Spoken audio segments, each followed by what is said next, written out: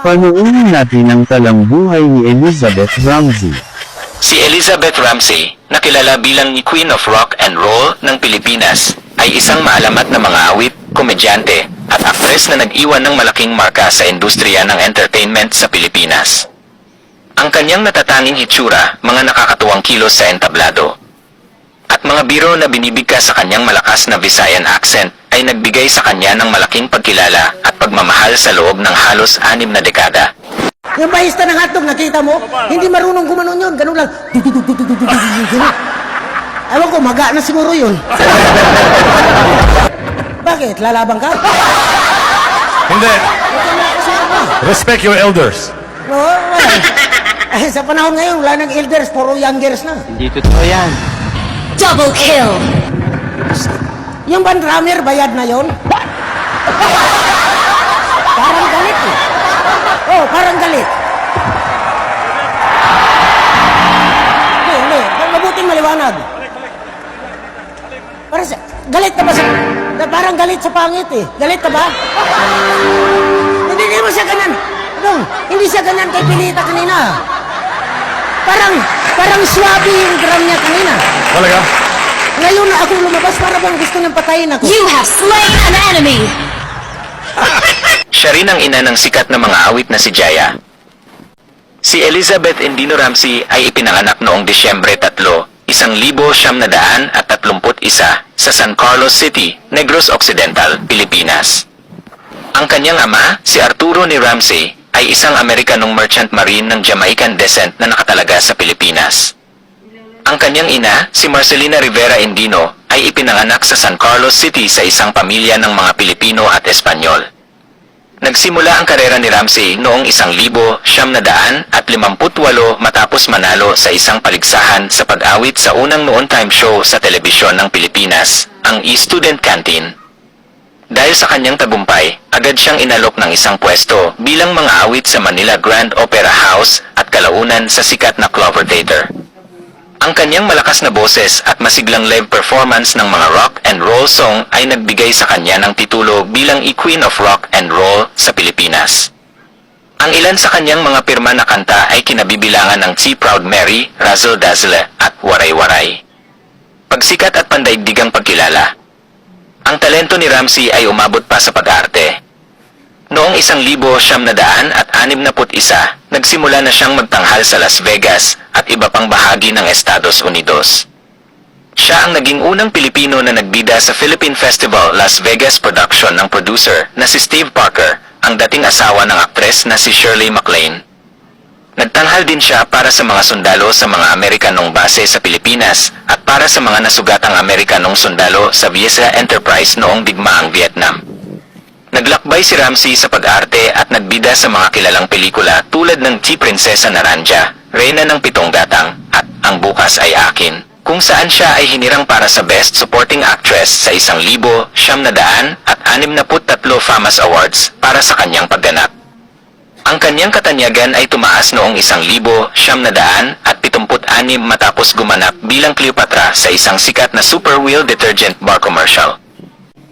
Matapos manirahan sa Estados Unidos ng ilang taon, bumalik si Ramsey sa Pilipinas noong dekada 1970 at nagkaroon ng matagumpay na pagbabalik, lumilitaw sa maraming pelikula at palabas sa telebisyon. Alis na ako, Day, ha?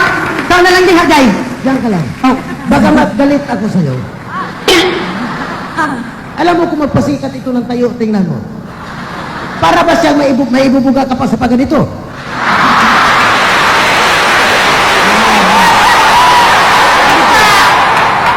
Alam mo, sabi nga ng nanay ko nung araw nung maliit pa ako, sabi ko, Ma, bakit ba nag-asawa pa kasi ka ng negro Pilipino na sana? Oh, no! Sabi naman niya, hayop ka, wag mo akong sisihin! Bakit nagustuhan ko pag mag-asawa ng pusit? Hayop ka! Tingnan mo mukha ko, di ko matingnan sa salamin. Nagalit ang nanay ko, sabi ng nanay ko, Inday. Kasi alam niyo nung araw, ang nanay ko, para bang, nung 2 buwan pa lang ako, para ko nakitang masamang loob niya nung mga anak sa akin. Pwede na! Patuloy niyang nililibang ang mga madla gamit ang kanyang natatanging halo ng katatawanan, musika at pag-arte. Ang nanay ko iba, pag nagpasuso sa akin, dito sa kaliwa, ganun siya. Pag linipat ako sa kanan, ganun. Ma! Ma! Pagdalan ito na ko down, ha? Oh. TV ito, ma. TV. Huwag yung mga ganun-ganun ang kwento, ma. Bakit? Nakakaya. Hindi nakakaya. Pinumustra ko lang. Bakit? Wala bang nagpapasusong inaano ba ka? Sumusok ka rin sa akin. Hayop ka.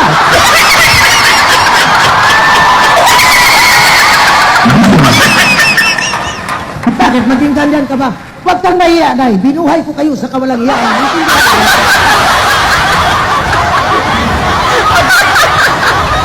Ako sinasabi ko na eh. Yung nanay ko yung araw, pag sinisisi ko, sabi ng anak ng nanay ko, Oy, wag mo akong sisihong pistingyawa ka, sabi ng nanay ko. TV. Baka, hindi ba rin magkaroon ng TV? Sabi nga ng nanay ko, bakit? Kasalaanan ko ba? Sino bang may gustong magkaanak ng unggoy? Hindi kaya kumanta na lang tayo. Hindi. Alam mo, hindi ko rin masising nanay ko. Ang nanay ko maganda. Ang tatay ko, hindi ko malaman kung paano mix up ng Spanish, Filipino at Jamaican. Masama rin ang maraming mix up. Tingnan niyo ako. Silang sila.